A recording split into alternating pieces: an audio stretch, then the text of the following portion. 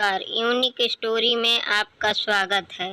आज मैं लेकर आई हूँ नाग पंचमी की व्रत कथा। सालों पहले एक नगर में किसी सेठ के 7 बेटे रहते थे। सभी की शादी सेठ ने समय रहते करवा दी। सातों बहू मिलकर घर का काम भी किया करती थी। उन सभी में से सेठ की सबसे छोटी बहू खूब संस्कारी थी। एक दिन यूं ही काम करते हुए घर की बड़ी बहू ने अपनी देवरानियों से कहा कि घर को लीपने के लिए पीली मिट्टी नहीं है, जंगल जाकर मिट्टी लानी होगी। जेठानी के ऐसा कहते ही सभी उसके साथ घर लीपने के लिए मिट्टी लाने के लिए निकल गए। सभी खुरपी से मिट्टी निकाल ही रहे थे कि तभी सबसे बड़ी वाली बहू को एक नाग नजर आया। उसे मारने के लिए जैसे ही बड़ी वाली बहू ने खुरपी उठाई, वैसे ही सबसे छोटी बहू ने कहा, जेठानी जी, इसे मत मारिए, इसकी कोई गलती नहीं है, जंगल तो इसका घर है। अपनी देवरानी की बात मानकर उसने नाग को कुछ नहीं किया। तभी उस छोटी बहू ने नाग से कहा कि आप एक जगह से बैठ जाइए, हम तब तक मिट्टी खोदते हैं, फिर आपके पास आएंगे। इतना कहकर सभी मिट्टी निकालने लगे और कुछ देर बाद घर चले गए। सभी के दिमाग से नाग वाली बात निकल गई थी। अगले दिन छोटी बहू को अचानक याद आया कि उसने नाग को इंतजार करने के लिए कहा था। वो तुरंत अपनी सभी जेठानियों को अपने साथ लेकर नाग के पास चली गई।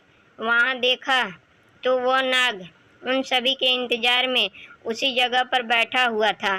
नाग को देखते ही छोटी बहू ने प्यार से कहा, भैया, कल हम लोग आपके पास आना भूल गए थे, उस बात के लिए आप हमें माफ़ कर दीजिए।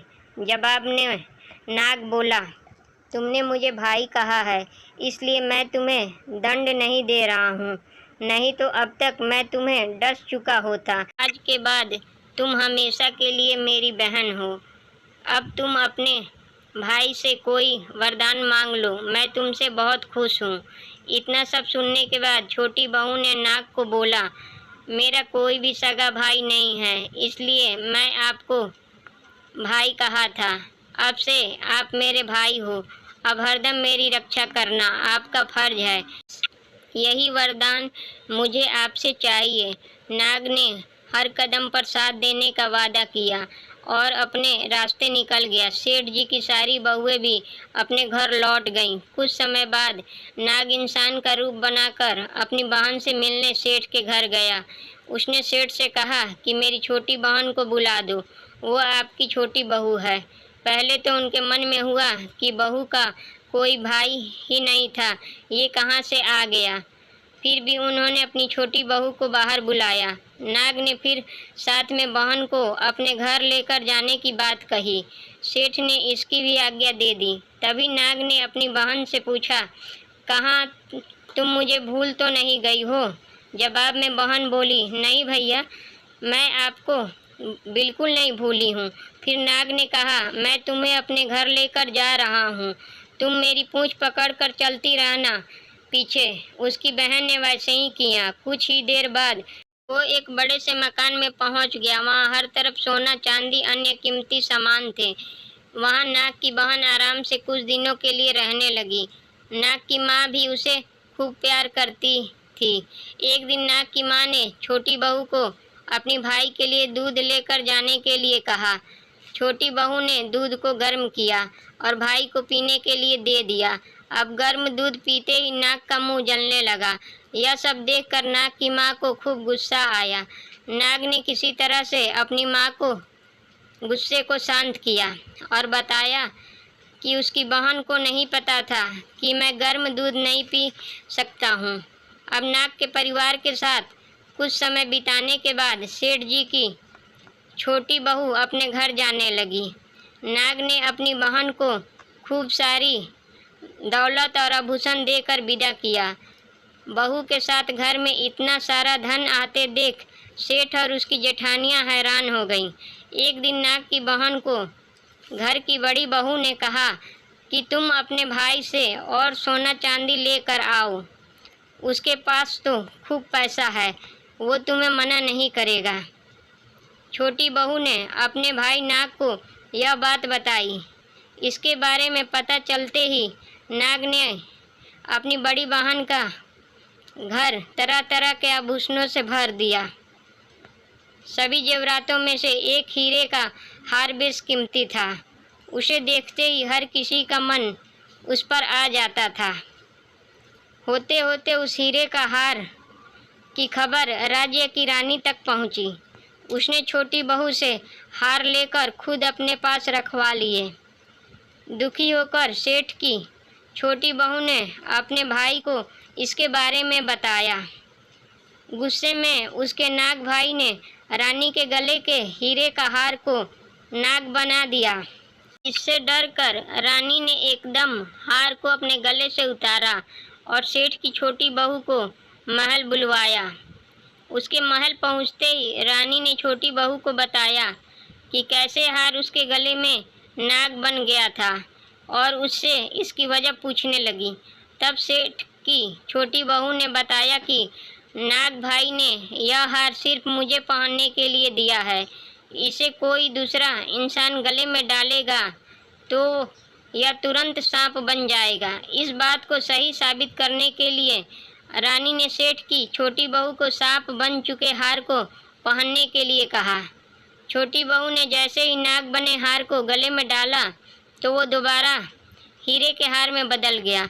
महारानी ने यह सब होते हुए खुद अपनी आंखों से देखा और हैरान रह गई। अब उसे सेठ की छोटी बहू की बात पर यकीन हो गया। उसने हार छोटी बहू को अपने साथ लेकर जाने के लिए कहा। इतना सब होने के बाद रानी ने सेठ की छोटी बहू को कुछ सोने की मुद्राएं देकर महल से विदा कर दिया। अब सेठ की छोटी बहू घर में सोने के सिक्के लेकर पहुंची। यह सब देखकर सेठ की बड़ी बहू को जलन होने लगी।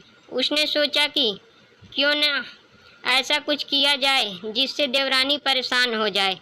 उसने अपने देवर से पूछा, आखिर तुम्हारी पत्नी को इतने आभूषण, धन, यह सब कुछ कैसे मिल रहा है? तुम्हें उस पर ध्यान देना चाहिए। यूं ही तो कोई किसी को इतना सारा धन, जेवरात और सोने के सिक्के नहीं दे देता है। पता करो कि आखिर क्या मामला है। भाभी से अपनी पत्नी के बारे में इतना सब सुनने के बाद उसके मन में अपनी पत्नी के लिए शक पैदा हो गया। उसकी हर बात को वह शक भरी निगाहों से देखने लगा।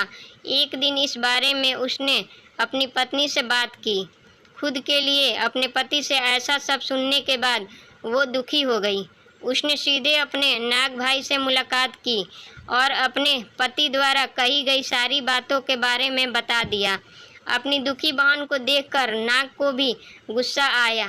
सीधे वो अपनी बहन के पति से मिला और बोला, अपनी बहन को जेवरात और दूसरे तोहफे मैंने दिए हैं। तुम्हें उस पर किसी भी तरह का शक करने की ज़रूरत नहीं है। वो बहुत ही अच्छी है और अगर आगे से कभी भी तुमने उसे कुछ गलत कहा या उस पर शक किया तो मैं तुम्हें जिंदा खा जाऊंगा। नाग से यह सब सुनने के बाद सेठ के बेटे ने उससे माफ़ी मांगी और कहा कि आज के बाद से मैं ऐसी बातें बिल्कुल नहीं करूंगा। आप मेरे ऊपर गुस्सा मत कीजिए। मैं आपकी बहन को किसी तरह का दुख नहीं होने दूंगा। इतना कहकर वो सीधे घर गया और अपनी पत्नी से भी माफ़ी मांगी। उसके बाद दोनों खुशी खुशी साथ में रहने लगे। इसी तरह सेठ की छोटी बहू हर तरह की मुसीबत में अपने भाई को याद करती और वो उसकी परेशानी को दूर कर देता। इसी तरह नाग पंचमी का त्यौहार शुरू हुआ और सभी महिलाएं नाग को अपना भाई मानकर पूजते हुए उन्हें दूध पिलाने लगी। कहानी से सीख। नाग पंचमी की कथा से दो सीख मिलती है। पहली यह कि किसी दूसरे के भड़काने पर और उनकी बातों से प्रभावित होकर अपने लोगों पर शक नहीं करना चाहिए। दूसरी सीख है कि अच्छा करने और सोचने वालों को उसका सकारात्मक फल ज़रूर मिलता है। दोस्तों, वीडियो अच्छी लगे तो वीडियो को लाइक करें और चैनल को सब्सक्राइब करें और कमेंट बॉक्स में अपनी राय दें। वीडियो देखने के लिए धन्यवाद।